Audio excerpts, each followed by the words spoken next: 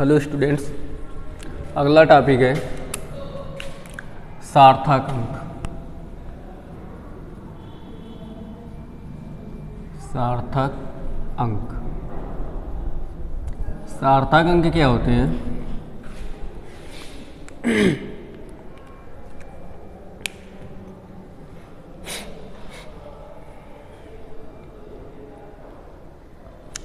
कि सभी लोग जानते हैं कि प्रत्येक मापक यंत्र द्वारा मापित राशि में ज्ञात अंकों की यथार्थता की एक सीमा होती है।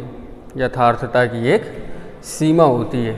जैसे उदाहरण के लिए कह दिया जाए कि वर्नियर कैलीपर द्वारा किसी घन की भुजा की लंबाई 2.52 सेंटीमीटर मापी गई। 2.52 सेंटीमीटर मापी गई। अब यदि इस छड़ की लंबाई 2.51 सेंटीमीटर तथा 2.53 सेंटीमीटर के बीच कुछ भी हो, किसी वर्नियर कैलीपर द्वारा किसी घन की भुजा की लंबाई 2.5 सेंटीमीटर मापी गई है। अब यदि इस छड़ की भुजा की लंबाई 2.51 सेंटीमीटर तथा 2.53 सेंटीमीटर के बीच कुछ भी हो, उसकी लंबाई वर्नियर कैलीपर द्वारा 2.52 सेंटीमीटर ही पड़ी जाएगी। इसके आगे के अंकों का हमें पता नहीं है।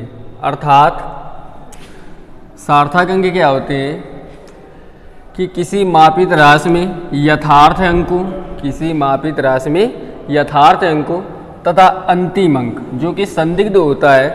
जैसे 2.52 सेंटीमीटर में इसमें लास्ट का जो अंक 2 है, ये संदिग्ध अंक है। ये केवल लंबाई के आकलन में या लंबाई के संबंध में आकलन देता है।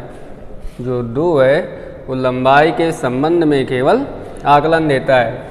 इसे संदिग्ध अंक कहते हैं। तो सार्थक अंक क्या होते हैं कि किसी मापी गई राशि में यथार्थ अंकों तथा अंतिम संदिग्ध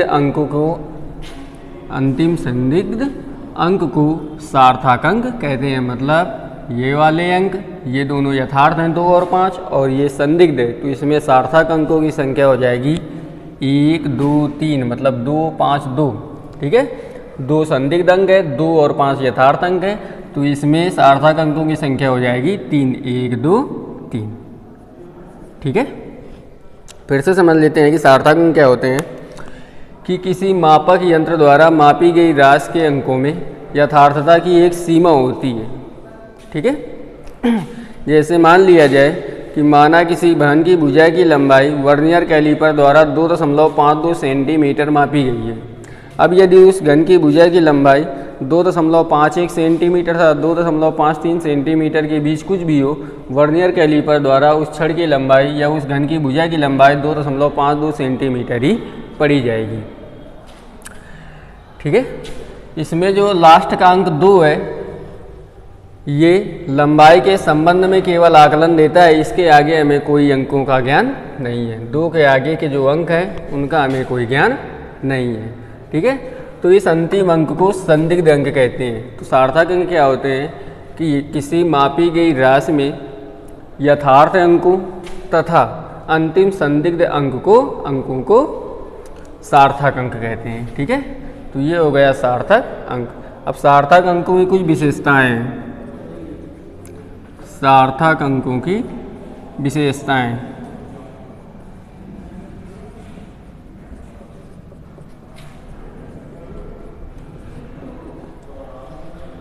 पहला है मापी गई राशि में जो सार्थक अंक होते हैं। मापी गई राशि में सार्थक अंक मापक यंत्र के अल्पतमांक पर निर्भर करते हैं। यंत्र के अल्पतमांक पर निर्भर करते हैं। पहला क्या है कि मापी गई राशि में सार्थक अंकों की संख्या अल्पतमांक पर निर्भर करते हैं या यंत्र की अल्पतमांक पर निर्भर करते हैं। ठीक है, उदाहरण के लिए जैसे मान लेते हैं मीटर पैमाने द्वारा किसी छड़ की लंबाई 2.5 सेंटीमीटर पढ़ी जाती है। 2.5 सेंटीमीटर पढ़ी जाती है, तो इसमें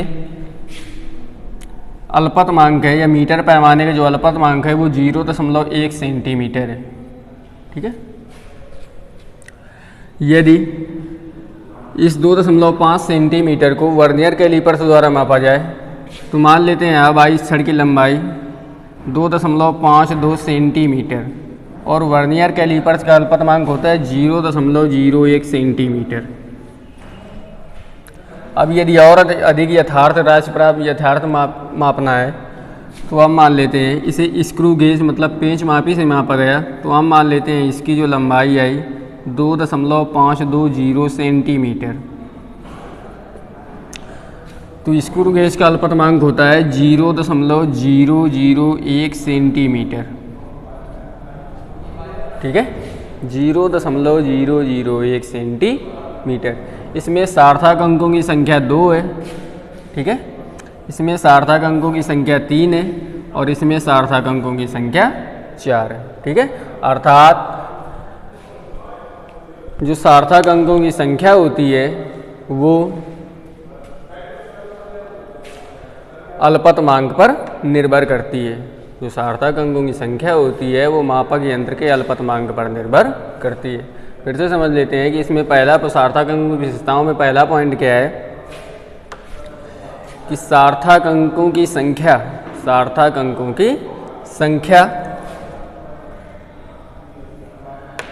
मापी गई राशि के यंत्र के अल्पतमांक पर निर्भर करती है या मापित राशि के अल्पतमांक पर निर्भर करती है।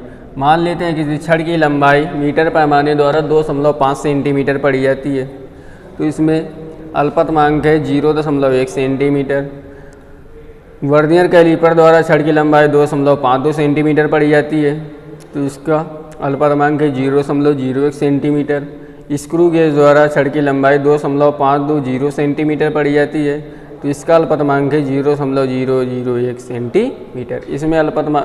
इसमें संख्या है सार्थक अंकों की संख्या 2 है, इसमें 3 है और इसमें 4 है। अर्थात सार्थक अंकों की संख्या मापी गई राशि के अल्पतमांक पर निर्भर करती है। तो ये पहला पॉइंट हो गया।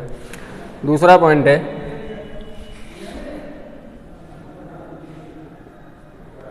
दशमलव बिंदु की स्थिति का सार्थक अंकों पर कोई प्रभाव नहीं पड़ता है। दशमलव बिंदु की स्थिति का सार्थक अंकों पर कोई प्रभाव नहीं पड़ता है। जैसे वर्नियर कैलिपर द्वारा छड़ की लंबाई 2.52 सेंटीमीटर पड़ी गई। वर्नियर कैलिपर द्वारा छड़ की लंबाई 2.52 सेंटीमीटर पड़ी गई। अब यदि इसे मिलीमीटर में बदल लिया जाए, ठीक है, मिलीमीटर में, तो यह आ जाएगा 25.2 मिलीमीटर। अब यदि सेंटीमीटर में बदल लिया जाए तो सेंटीमीटर में यह आएगा 0.0252 मीटर। ठीक है, दूसरा पॉइंट ये बताया गया कि सार्थक अंकों की दशमलव बिंदु की स्थिति का सार्थक अंकों पर कोई प्रभाव नहीं पड़ता है। मान लेते हैं वर्नियर कैलिपर्स द्वारा किसी छड़ की लंबाई 2.52 सेंटीमीटर पड़ी जाती है। अब यदि इसे मिलीमीटर में बदल लिया जाए तो आ जाएगा 25.2 मिलीमीटर। मीटर में बदल लिया जाए तो आ जाएगा 0.0252 मीटर।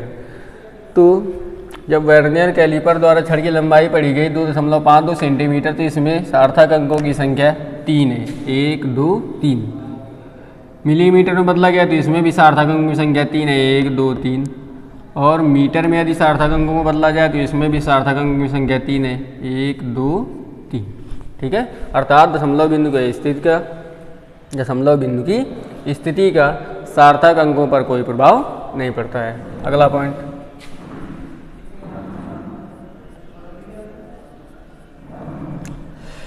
मापी गई राशि में सार्थक अंकों की संख्या जितनी अधिक होगी, मापी गई राशि में सार्थक अंकों की संख्या जितनी अधिक होगी वो माप उतनी ही अधिक यथार्थ होगी। ठीक है, नहीं समझ आया? मतलब ये है कि जिस मापी गई राशि में या जिस राशि में सार्थक अंकों की संख्या जितनी अधिक होगी वो मापी गई राशि उतनी ही अधिक यथार्थ होगी। ठीक है, उदाहरण के लिए जैसे मान लेते हैं किसी चिड़ियाघर में किसी हाथी का वजन 3500 किलोग्राम मापा गया। 3500 किलोग्राम मापा गया। अब यदि ये कहा जाए कि उस हाथी का वजन 3400 किलोग्राम तथा 3600 किलोग्राम की अपेक्षा, मान लेते हैं माना किसी चिड़ियाघर में हाथी का वजन 3500 किलोग्राम मापा गया। अब यदि ये कहा जाए, ये भी कहा जा सकता है कि उस हाथी का वजन जो है वो 3400 किलोग्राम तथा 3600 किलोग्राम की अपेक्षा 3400 किलोग्राम तथा 3600 किलोग्राम की अपेक्षा 3500 किलोग्राम के अधिक पास है, 3500 किलोग्राम के अधिक पास है। तो इसका अर्थ ये है कि वो उस हाथी का वजन 100 किलोग्राम की यथार्थता तक मापा गया। कितनी? 100 किलोग्राम की यथार्थता तक मापा गया। ये भी कहा जा सकता है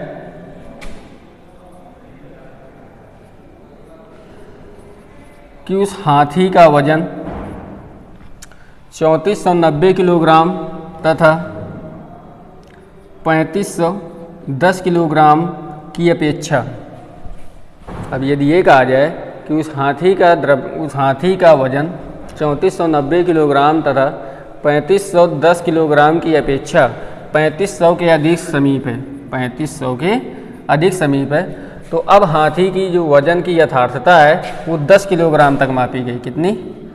10 किलोग्राम तक मापी गई। कितनी मापी गई? 10 किलोग्राम तक मापी गई।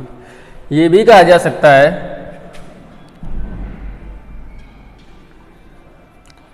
कि उस हाथी का वजन 3499 किलोग्राम तथा 3501 किलोग्राम की अपेक्षा, उस हाथी का जो वजन है वो 3499 किलोग्राम तथा 3501 किलोग्राम की अपेक्षा 3500 के अधिक समीप है, 3500 के अधिक समीप है। तो अब इसकी जो मापी गई यथार्थता है या हाथी के वजन की जो यथार्थता की माप है वो 1 किलोग्राम की यथार्थता तक मापा गया। बात समझ आई? अब इसे हम निम्न तरीके से लिख सकते हैं, जैसे 3.5 गुणित 10 की पावर 3 किलोग्राम, 3.50 गुणित 10 की पावर 3 किलोग्राम, इसमें 3.500 गुणित 10 की पावर 3 किलोग्राम। ठीक है, तो इसका जो अल्पतमांक होगा वो 0.1 किलोग्राम होगा, इसका जो अल्पतमांक होगा वो 0.01 किलोग्राम होगा, इसका जो अल्पतमांक होगा वो 0.001 किलोग्राम होगा। ठीक है, तो ये तीनों जो लिखे हैं 3.5 गुणित 10 की पावर 3, 3.50 गुणित 10 की पावर 3, 3.500 गुणित 10 की पावर 3, ये देखने से गणितीय रूप में देखने से एक जैसी संख्याएं लगती हैं, लेकिन इसमें सार्थक अंकों की जो संख्याएं हैं वो अलग अलग है। ठीक है, इसमें सार्थक अंकों की संख्या 2 है, इसमें सार्थक अंकों की संख्या 3 है और इसमें सार्थक अंकों की संख्या 4 है। ठीक है, इसमें जो अल्पतमांक है वो 0.1 किलोग्राम है, इसमें जो अल्पतमांक है 0.01 किलोग्राम है, इसमें जो अल्पतमांक है वो 0.001 किलोग्राम है। ठीक है, तो 3.5 गुणित 10 की पावर 3 जो किलोग्राम मापित राशि है, इसको किस यथार्थता तक मापा गया उसको ज्ञात करने के लिए ज्ञात करते हैं। तो पहली राशि ज्ञात की गई 3.5 गुणित 10 की पावर 3 किलोग्राम की यथार्थता ज्ञात करनी है, तो 0.1 गुणित 10 की पावर 3 का गुणा कर देते हैं तो आ जाएगा 100 किलोग्राम। मतलब जो मापी गई राशि है 3.5 गुणित 10 की पावर 3 वो 100 किलोग्राम की यथार्थता तक मापी गई है। अगला है 3.50 गुणित 10 की पावर 3 किलोग्राम, तो इसका जो अल्पतमांक है वो 0.01 किलोग्राम गुणित 10 की पावर 3, तो इसमें आ जाएगा 10 किलोग्राम। कि मतलब 3.50 गुणित 10 की पावर 3 किलोग्राम जो मापी गई राशि है वो 10 किलोग्राम की यथार्थता तक मापी गई है। अगला है 3.50, इसका अल्पतमांक है 0.001 गुणित 10 की पावर 3, तो आ जाएगा 1 किलोग्राम। कि मतलब 3.500 गुणित 10 की पावर 3 किलोग्राम जो मापी गई राशि है वो 1 किलोग्राम की यथार्थता तक मापी गई है। ठीक है, इसमें सार्थक अंकों की संख्या 2 है, इसमें सार्थक अंकों की संख्या 3 है, इसमें सार्थक अंकों की संख्या 4 है। अर्थात मतलब ये है कि सार्थक अंकों की जितनी संख्या अधिक होगी वो माप उतनी ही अधिक यथार्थ होगी। ये 100 किलोग्राम की यथार्थता तक मापा गया, या 10 किलोग्राम की यथार्थता तक मापा गया, और ये 1 किलोग्राम की यथार्थता तक मापा गया। समझ गए? तो पॉइंट यही था कि सार्थक अंकों की संख्या जितनी अधिक होगी उस मापी गई या तो उस राशि की यथार्थता उतनी ही अधिक होगी। ठीक है। अगला पॉइंट है, सार्थक अंकों की संख्या जितनी अधिक होगी मापी गई राशि में प्रतिशत त्रुटि उतनी ही कम होगी। सार्थक अंकों की संख्या जितनी अधिक होगी मापी गई राशि में प्रतिशत त्रुटि उतनी ही कम होगी। अगला पॉइंट है, मापी गई राशि में सार्थक अंकों की संख्या जितनी अधिक होगी उसमें प्रतिशत त्रुटि उतनी ही कम होगी। उदाहरण के लिए जैसे देखते हैं, मान लेते हैं मीटर पैमाने द्वारा किसी छड़ की लंबाई 2.5 सेंटीमीटर पड़ी जाती है। मीटर पैमाने द्वारा किसी छड़ की लंबाई 2.5 सेंटीमीटर पड़ी जाती है। तो मीटर पैमाने का जो अल्पतमांक है वो 0.1 सेंटीमीटर है, 0.1 सेंटीमीटर है। तो प्रतिशत त्रुटि कितनी हो जाएगी? प्रतिशत त्रुटि, तो प्रतिशत त्रुटि हो जाएगी अल्पतमांक मतलब 0.1 बटे मापी गई राशि 2.5 इंटू 100, यह आ जाएगा 4%। ठीक है, मतलब ये है कि यदि 2.5 सेंटीमीटर मीटर पैमाने द्वारा पढ़ी जाती है तो इसमें जो प्रतिशत त्रुटि आएगी वो 4% की आएगी। अब यदि उसी छड़ की लंबाई को वर्नियर कैलीपर द्वारा मापा जाए तो मान लेते हैं अब छड़ की लंबाई आई 2.52 सेंटीमीटर। वर्नियर कैलीपर का जो अल्पतमांक होता है वो 0.01 सेंटीमीटर होता है, 0.01 सेंटीमीटर होता है। तो इसमें प्रतिशत त्रुटि कितनी आएगी? तो प्रतिशत त्रुटि बराबर होता है अल्पतमांक मतलब 0.01 बटे मापित राशि 2.52 इंटू 100। दशमलव से दशमलव खत्म, भाग देंगे लगभग आएगा 25 को, तो 0.4%। कितना आएगा? 0.4%। ठीक है। अब यदि उसी छड़ की लंबाई को पेंच मापी या स्क्रू गेज द्वारा मापा जाए तो मान लेते हैं अब छड़ की लंबाई आई 2.520 सेंटीमीटर।